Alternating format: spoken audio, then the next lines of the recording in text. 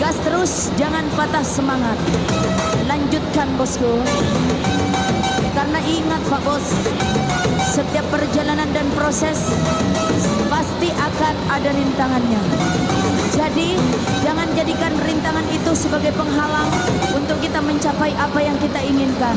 Justru rintangan itu jadikan cambuk buat kita agar supaya kita lebih giat lagi untuk mencapai apa yang kita inginkan. Lo, gak bahaya dah.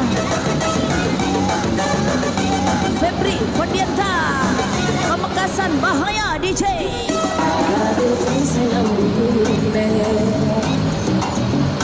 Berdiwa kasih sakit